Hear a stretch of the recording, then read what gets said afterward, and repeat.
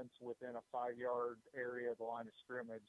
They don't, at least right now, they don't have the athletes to spread the field. So, exactly. Once again, glad that game's at home, but I would assume too it'll be a 2-3 touchdown favorite for Ohio State. Following week, we get into Illinois and is it Stillhouse? Was it Stillhouse the last name? Nate Shieldhouse. Nate Shieldhouse. Shieldhouse. I believe he graduated. He's no longer with them, but he was the heart and soul of that team the last few years. Heart and soul. Yeah, he was everything for them, and they will too struggle. They have struggled the recent history. And it's unfortunate because they have had teams throughout the, past 20, 30 years that have been good and really high-powered offensively, but they're currently struggling. I know they didn't do too bad to finish the season. I think that's one of the issues with the Big Ten West. It tends to be, heavy with Wisconsin, and then, you've got Nebraska, the Iowas, that sort of thing that you don't really know what you're going to get year to year. So I would assume they're going to be right around the 500 level, and that'll probably be this may be the last season for Coach Tim Beckman, former Ohio State assistant. So we'll see. Right. Now, to this point, we got our last 3 games coming up. You think they've played, looking into the future, do you think they've played any top 25 teams to this point? No, do not. Not at all. I mean, I don't know what Vautech's going to be rated. I would be shocked if they're not going to be a top 25. So no, I mean, they will be, a strength of schedule will not be in the Buckeyes' favor as far as the voters go, because I think the voters by this time will have voted for 2 or 3 weeks, 3 or 4 weeks, something like that. So. They won't be looking at that, and that's why probably the margin of victory, how much they win by over the spread, will probably indicate where they are 1, 2, 3, or 4. Because obviously by now Alabama and LSU and Auburn will have played each other more than a handful of times. So even if those teams lose, they're going to get some, because those will probably be tight games. They normally are in the SEC West. So it's not much going into Michigan State, but Michigan State always brings it. So thankfully this year that game's at home. That's right, and that'll probably be a top 25 team the first of the season. But I would think if Penn State, and I don't know who they open up with their non-conference games, but if they have a couple of decent performances, I mean that might warrant them a high 20s spot, maybe. Absolutely. I mean, Hackenberg's got, he's on everybody's radar as far as Heisman Trophy and first pick in the draft and that sort of thing. So there'll always be some good media coverage for them and some, they're highly thought of, especially with him. Right. So we'll see. I just, I worry about Penn State and their ability, for the next year or two. Coach Franklin, James Franklin, he's the right coach. It's just going to take them a little while, I think, to get what they need as far as depth go. Those sanctions hit them, as hard or probably harder than they really hit USC. So exactly. It'll be interesting to see how they come out. But Coach D'Antonio, I'm sure, will bring the Spartans in, and he will have revenge on his mind for what Ohio State did up at East Lansing last season. I was going to say, it got a little testy last year, so I would imagine this would be a pretty highly contested game. What's your predictions on that one? I would assume probably something in the neighborhood of, 28-17, that sort of thing. I mean, Connor Cook is coming back. Oh, that's right. He will probably, I would assume he's going to look to be probably Big Ten Offensive Player of the Year. So they did lose both Jeremy Langford as well as their receiver who went both ways. But I think off the top of my head, I can't remember his name, but I do know. Starts with a P, right? Yep. But it's their defense is always tough. I mean, always strong. Even though they lose Coach Narduzzi went to Pitt, their defense is always strong, and they tend to always have real good, although not well-known offensive linemen. They're always very solid and that sort of thing. And I would assume it'll be kind of a close to the vest type game. no pun intended, to Coach Tressel, but it'll be a close to the best type game, and we'll see what happens. But for the athletes Ohio State have, they'll be able to hopefully beat the spread and be victorious over the Spartans. Yeah, I see them outlasting the Spartans. Like you said, with losing Langford and that wide receiver. Tony Lippett. Tony Lippett was his name. That's it. Lippett. Yep. I knew some P's in there. Absolutely. Right. All right, man. So then we get into the Jim Harbaugh-led Michigan Wolverines at home. The first home game in this rivalry for Harbaugh on the sidelines.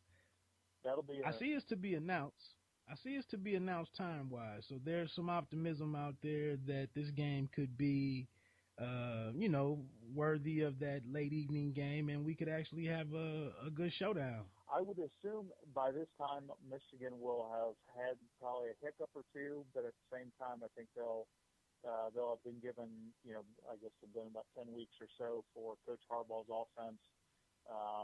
People always think about what he did with the 49ers and the success he had there, but people, need to remember what he did with a Stanford team that hadn't had a whole lot of success, and that team consistently was able to beat Pete Carroll's USC Trojans.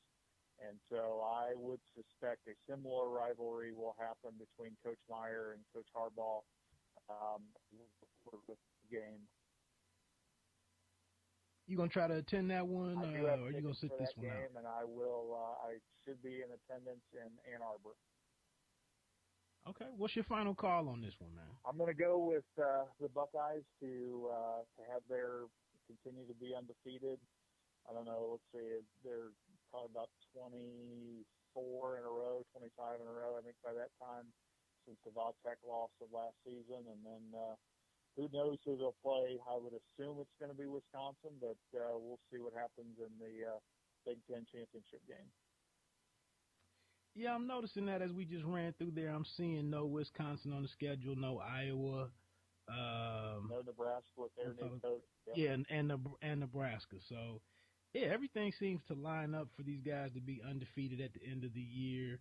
And once again, facing somebody in Lucas Oil Stadium on December 5th. That's a Saturday.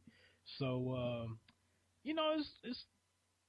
it seems like it's going to be a nip and tuck situation as long as, they remain healthy. I just see them having too many guns, too many big weapons for most of the teams that they'll encounter. Any predictions as far as Heisman with E squared or Joey Bosa? I'm sure he's a top 5 draft pick or something in the next draft. Well, speaking of I'm top sure 5, I think they've got 3 of the top 5 preseason Heisman candidates with Zeke and Cardale and JT and Joey Bosa. I mean, they've got there's a good chance they're going to be well represented in New York for unbelievable. It truly is. And the one thing that they luck out on is that they've gone through the injury bug last year with the quarterback situation. So, hopefully health remains on their side, but even if it doesn't, last season JT Barrett had about 2.5 weeks to get prepared for the opening game of the season. So I think going through that scenario last year, I think bodes well for the coaching staff as well as the other players. Okay. Hey, just change of pace really quickly. Just something I know we talk about a variety of sports every day, and I always appreciate your opinion on mostly everything that we talk about. I'm just hearing today, just throwing a curveball in here. I'm surprised, and I know we have our respective issues with the NBA as a product. I just wanted to get your take. And I didn't even have to tell you my profanity policy on Pay Me No Mind. I thought you might get into it, but I couldn't rile you up tonight. But I'm kind of shocked, man, at what I'm hearing with LaMarcus Aldridge kind of going on a tour in this free agency market. I mean, that's kind of disheartening for me to see a guy like that possibly looking at these other stops instead of just staying at home in Portland. Any reaction from you on that one? Well, the only thing it is disheartening, especially the folks in the northwest part of the country, because losing Seattle, the Supersonics years ago, and Portland going through they've had some good teams in the past, and he's really their focal point and really kind of underrated as far as people in the East Coast really knowing who he is. But he played at the University of Texas, and if he truly goes back either with Dallas or the word is more likely San Antonio, man, San Antonio is going to be a juggernaut, and I would assume they would give Golden State. In fact, as far as if he goes to San Antonio, I would say it's a pick 'em to see who wins the Western Conference. To start off the year. Agree. I guess for me, I'm just a little confused because you have a top 5, top 10 point guard that you come in the league. They came in 2 or 3 years apart, but you have Lillard out there running the point, yep, who has a lot to prove next year, and then you also have a guy who's made himself into a respectable player in Matthews, who'll be coming back off the injury. You just seem to have that young nucleus of players there. Is Lopez the other big man there? I believe so. Yeah. I think it's Lopez. It just bothers me that you have a solid unit in place, and it kind of resembles the culture and the team building that's taking place in Golden State. So I'm just kind of shocked to hear that he's strongly considering going, taking a look at LA for the Lakers. And I can totally understand if he was to go to a team in the state of Texas, being from there. But like I said, it's just kind of it's just continuing this trend that it just makes you hard to really be a fan of the National Basketball Association. It is, and it's difficult because I would assume that he's looking at Coach Popovich and an aging Tim Duncan and Tony Parker, but at the same time he's got some young players there in San Antonio, and if they can. Kawhi Leonard. Correct. I mean that he's completely underrated, and with the two of them, I mean they're roughly, they're only about 2 or 3 years away. Maybe he's thinking, that they can just kind of build on the 5 championships that they've had in the past, and kind of build forward from there. And that's the whole move of the NBA. I mean, you've got 2 or 3 players get together, whether if they have the same agents or whatever the case is, and USA Basketball. Exactly. The other thing people need to remember is Texas, no state income tax. So I know it's hard for people to grasp, but when Uncle Sam or the Texas or a city like LA, California, state taking more of your tax dollars than the state of Texas isn't, that's also a selling. A big one. Hey, man, I really appreciate it. Hope to get you back on in the future, once the season starts up. Maybe even do we'll see what, what's going on come late November, whether that game looks like it's going to be fitting as far as what's become known as the big game. Absolutely. So, hey, I appreciate your contributions. I'm actually, I was going to lead in with the fact that while I was in the Navy, I was actually a pretty big supporter of the Buckeyes, being out there with a lot of SEC guys, a lot of Texas guys were in the Navy. So being that the Big Ten was that two-headed monster at the time, I did speak highly of the Buckeyes, and I'm actually going to be there tomorrow morning, as you know. Yep.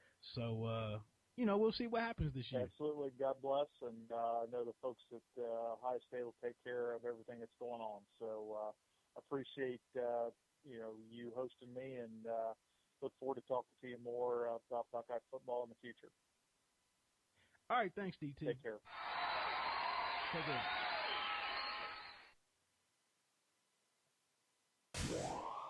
You're tuned in to a one-take podcast production. Hey, thanks everybody. We're back on. Really appreciate it. As I noted several times that DT went through that with me, breaking down the